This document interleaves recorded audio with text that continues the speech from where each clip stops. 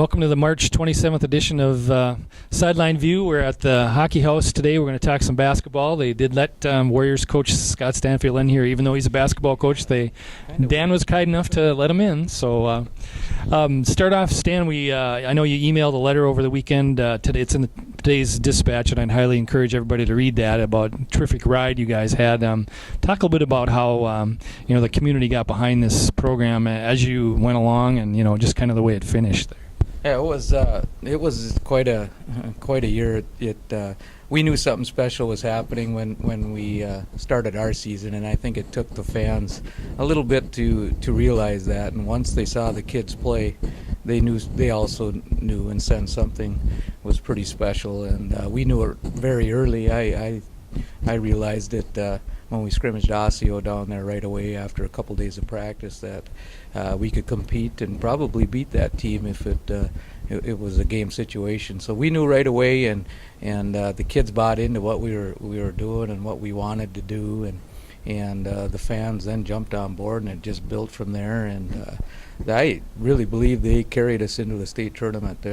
Without their help, we would have struggled in some games without their support. So at regular season down the stretch, it was the biggest crowds I think Brainerd has seen, certainly since I've been here, and you guys have been here longer than I have. But it was fun, and the kids deserved it, and they worked hard for it, and that's what I'm most happy about, is they got to play in front of those type of numbers. You talked about buying into your system. You had a whole bunch of seniors, and not all of them can be a star, and some of them had to be role players.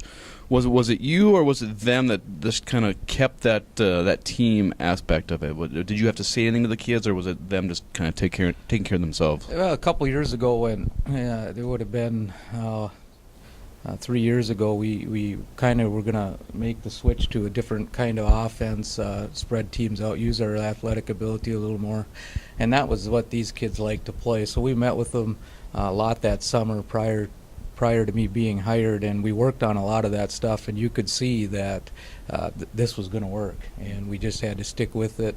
It took a lot of teaching and a lot of repetitions and learning from them, because it takes more discipline to play in that freedom that we give them than it does teaching a patterned offense, and that was the hardest thing I think for them to grasp and them to learn. When do we do this? Can we shoot? What's a good shot? All those things are really hard to teach, and kids, it's hard for kids to learn that too. But they stuck with it and learned it. And then Coach Sauer, Todd Sauer, Jack and Tony's dad, when I couldn't coach them, him and Roger Garrett's took what we were doing and just kept on with it and kept working with the kids through those summers, and the kids just loved it and bought into it and stuck together through all these years and wanted to be they wanted to be good. I still have the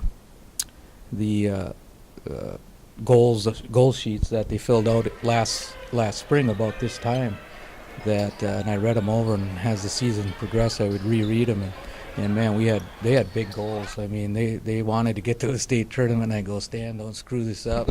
We're good enough to get there. We just got to make sure that we're doing the things the right way all the time. And so that built a little pressure that way. But boy, all the kids wanted to go to the state tournament. They wanted to have a perfect record. They wanted to win the conference. They wanted to go undefeated in the conference.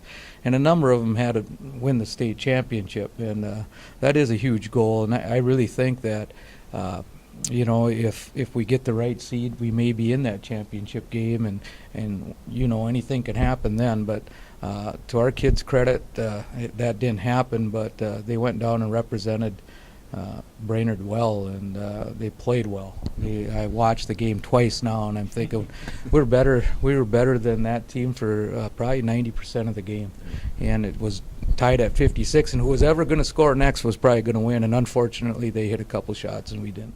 You talked about not screwing it up. Yeah. How much freedom did you give those guys? Because you listen to the talk radio, and they're all bashing the NCAA tournament because it's overcoached. How much freedom did you give your players? Wow, and I do think it's overcoached. I think it starts with do the kids trust you, and do you trust the kids? And that trust is built not during the season, it's built during the summer and the get-togethers and just the communicating and, hey, what you doing? Let's get together, whether it's over pizza or whether it's out to our house for a barbecue or just hanging out. You got to really develop your trust then, and then I think when you get to play, they trust that you're doing the right thing, and we trust our kids to do the right thing. And if you don't, maybe you're not coaching them the right way. That's what I believe. And our job is done when the game starts, and we just kind of manage and call timeouts and subs sometimes. Don't make the right subs, but with that being said, we give them a ton of freedom. I mean, we've been asked a lot of times, man, why do you let your kids shoot like that? I go, well, we have to. We have to let our kids shoot, make or miss, because we want them to be just comfortable doing it. Because there's going to come a time, and I think it really, really stood out this year with Chris Bowman hitting those 2 threes. Now, if Chris isn't comfortable and if we don't trust him, letting him shoot those threes, we don't win that game. There's no doubt about it. So he was comfortable doing it. We trusted that he would do the right thing, and he did the right thing, and they went in. So our kids had total freedom and total trust in us. And, when you call a timeout and say, hey, this is what we got to do, it's a two-way street. Then they trust you, and it just spreads. It was awesome. I mean, you think back, and it literally gives me goosebumps thinking about our kids and how they treated each other and us as coaches and everything that we did. Man, they were just awesome. And the group, our junior group, is. People think we're going to be down, but we're going to be a very good team next year. And in the near future, we're going to be back down there. I guarantee you that. A couple things impressed me about the season, among many, many things, were 14-game win streak to open the season. Then you have another 14-game win streak after you only lost to Moorhead until you lost to Apple Valley. And then you weren't behind very much this year, but every time you were behind, you found a way to come back. Everybody dug deep, and I think that's just a tremendous mark of a championship team. And I think another thing of many to remember is that how impressed everybody else was with Brainerd down there. I mean, John Millay from the State High School League wrote about Brainerd standing at attention for the national anthem. I guess I just kind of take that for granted that everybody does that, but apparently they don't. And we reprinted that, and we're also have your letters. So I think you really Brainerd really got a nice look from a lot. Really made a lot of people stand up and look at what Brainerd's doing, and it's doing it the right way.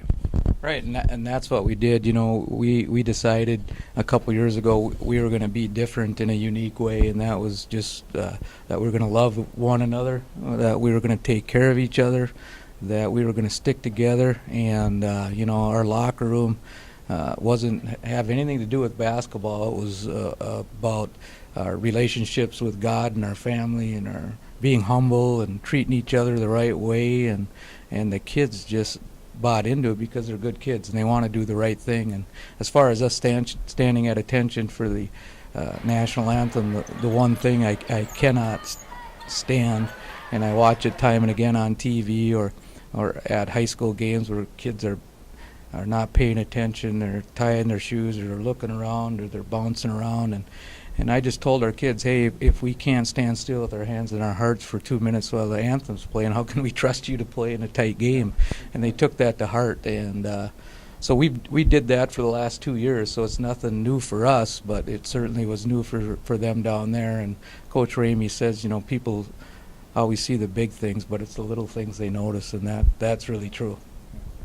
You talked about next year, you're losing a lot of seniors, and the juniors didn't get a whole lot of playing time, and we all kind of knew that was going to happen. What do you see from this junior class that has you so excited? They're super athletic, and when we mix our 10th graders in this year with our junior class, we're going to be pretty good. And we may not start out as strongly as we did this last year, but I think when we get into January, mid-January, that we're going to hit our stride, because Isaiah Smith is probably as athletic as kid as we've had come through the program. He wants to be a good player. He's working at it. His shot is coming. He's super quick. Grant Ryer is a better shooter than he realizes, and we just we'll convince him of that, because he's a lefty that can just really shoot the ball. And we got Nick Schwen in the post, and we got some big underclassmen coming in the 9th grade that are already 6'5", 6'6", that can shoot the three, and they're athletic. And we're going to have a I think a point guard next year that will be able to control things for us. Logan Madsen was on the sophomore team, and you can tell by the way he plays that he's going to be a really good point guard. And so he'll be able to organize us, and we'll be able to run and do the things that we did this year for sure, maybe a little more athletic.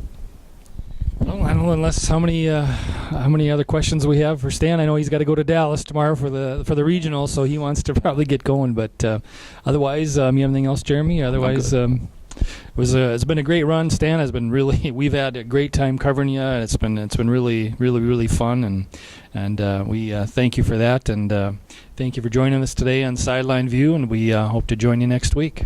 Have a good day. Thank you.